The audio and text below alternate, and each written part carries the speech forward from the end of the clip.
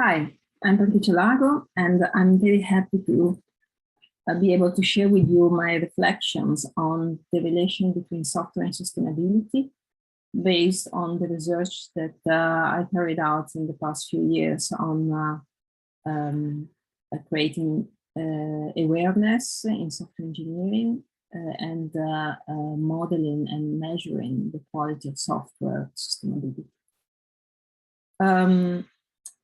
Given the diversity in the audience, I thought it was a first idea to rely upon first an introductory video lecture that is extracted from a course that I give in our university on digitalization and sustainability. Introducing the fundamental concepts related to software sustainability and sustainability from the perspective of software engineering. To give you an idea about this, the contents of the video lecture before you watch it, it is meant to explain in three parts what is software sustainability. It touches upon the direct effect of software-intensive systems, which are inward-looking in the system itself, like energy efficiency, and the indirect effect, so which is outward-looking, so the role of software in society, for instance, or in the execution environment, or towards the users. The second part is on the role of software from a development perspective for sustainability. So in this respect, I introduced the two fundamental dimensions on such a role, the time dimension, so the three orders of effects and the rebound effects, and the thematic dimensions, like the four or aspects related to sustainability, including technical, environmental, economic, and social sustainability. I also introduced the Hilti model that you certainly know already, and its evolution to embrace iteration. And the lecture includes plenty of examples. So even if you know already these basic concepts, maybe you can have a look and be inspired by the main example that I use and refresh your ideas or see different perspectives. The last part is about tooling. How do we address sustainability in software engineering? So it's a result of our research. It includes the SAF toolkit. So SAF stands for Sustainability Assessment Framework, and is meant to help digital professionals in embedded sustainability in the way they develop software-intensive systems, but also other professionals in other sectors that rely upon digitalization. Decision maps is one among these tooling for modeling the role of software for sustainability. And the last one is the sustainability quality model, which relies on quality standards and is meant to embed sustainability in the way we measure the quality targets that we want to pursue directly or indirectly with digitalization. So first, if you first watch this introductory video lecture, then afterwards you come back to this reflection, and I use the concepts of this video lecture to think about what are big challenges, both in the state of the field and the state of research, that I think still need significant attention.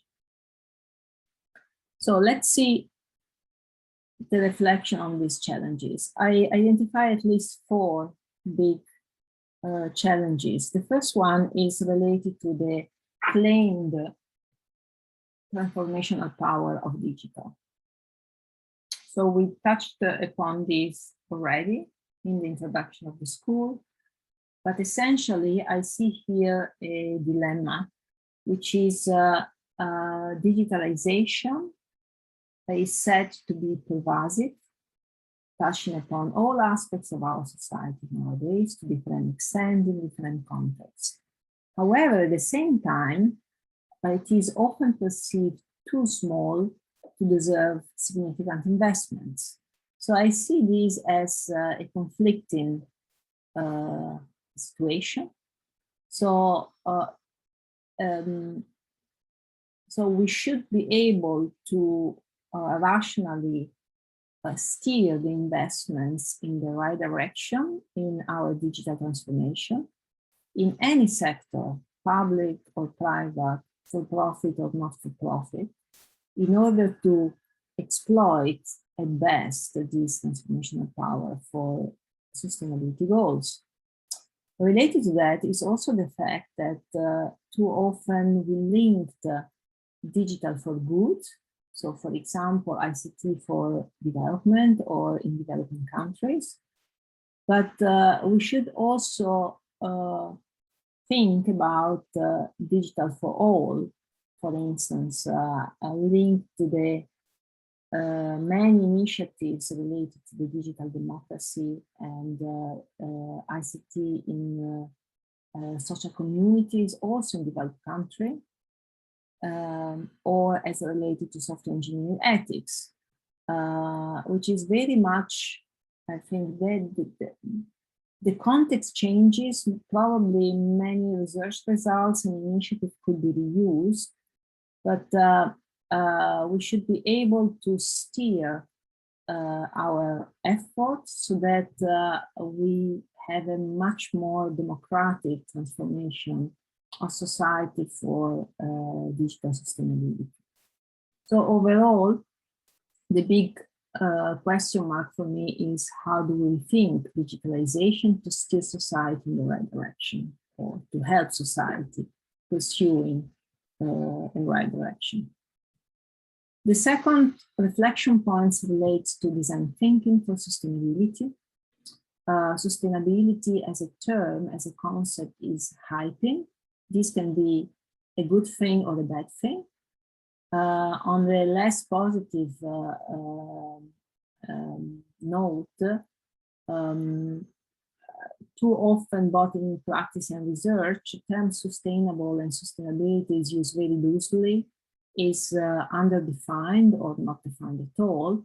And we linked too much to only the thematic dimension, for instance, from a social perspective or socio-technical perspective, whereas it is not necessarily as such related to sustainability until we combine that with the temporal dimension. What is the stability we are seeking over time and over space in various aspects of society? So time overall, I think, is too often forgotten, neglected in the way we link sustainability to software or in general to digital. So it is not an easy problem, and I'm happy to discuss with anybody interested, seriously interested in this problem. It's not easy to represent time when we design software-intensive systems, and how do we define the time boundaries or the boundaries in the context, also as related to critical system thinking.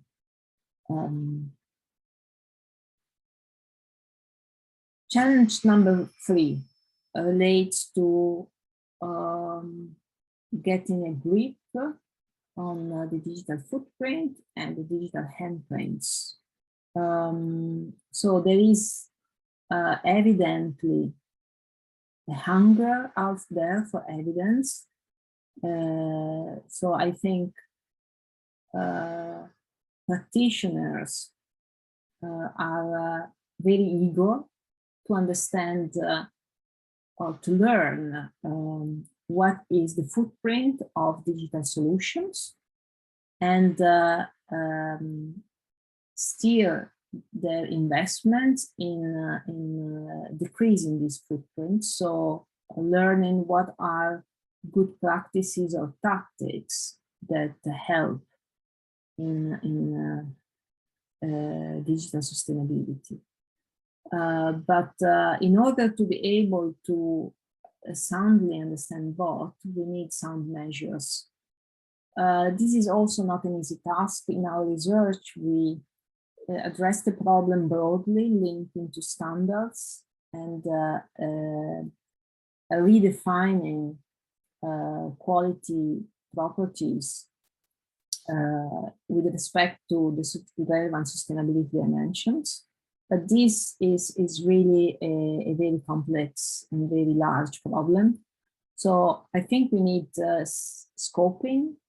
We need to either adopt a top-down approach, so a general solution that can be reused in many different systems or type of context, or bottom-up, in which we, case by case, we start building evidence, for instance, for individual organization, individual application domain, individual context, and then only afterwards, after we build trust, we build sound evidence, then we generalize. So I'm not sure if one or the other approach is better or less sound, or maybe the truth is in the middle. What I know is that we need incremental sound basis to build such an evidence, so that we can incrementally steer the transformation in the right direction. Finally, on the last challenge relates to the fact that many business models and behavioral models nowadays rely on or pursue unsustainable effects. So I make a difference between business and behavioral model, meaning that business models for me are more related to business goals of organization, this being for profit or not for profit, it doesn't matter. Behavioral models for me are more related to the societal behavioral groups of users or individuals. Business and sustainable business models rely on economic gain to the cost of sustainability. For instance, the well-known cycle of the hardware efficiency of different generations of hardware that are regularly negated by bloated software, which is bloated by design. For example, software that provides always the same features, but more sophisticated so that they can exploit more resources in the hardware, and therefore they require more sophisticated hardware. At the same time, for instance, related to behavioral models, the unsustainable ones create, for example, digital addictions to the cost of, for example, work quality. Think about the information overflow that we receive due to being always online. Not necessarily either of the models, in order to be corrected, needs austerity, I think. So we still can pursue healthy digital habits, healthy digital businesses by trying to identify what are the unsustainable ingredients of these models and substitute them with more sustainable ones. So in order to pursue this, to address this problem, we need to understand what are the ingredients of the unsustainable models and what are the sustainable or the more sustainable alternatives. Personally, I find all these big topics, broad topics, worth pursuing, so they deserve significant research still in order to progress. I would be happy to hear your reflections and maybe many more reflections related to the link between software and sustainability. For now, thanks for your attention. Here I put some links if you want to see more about what in our research group we do.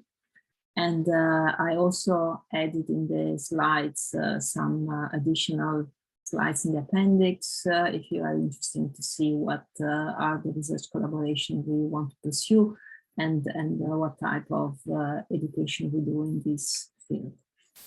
Thank you very much.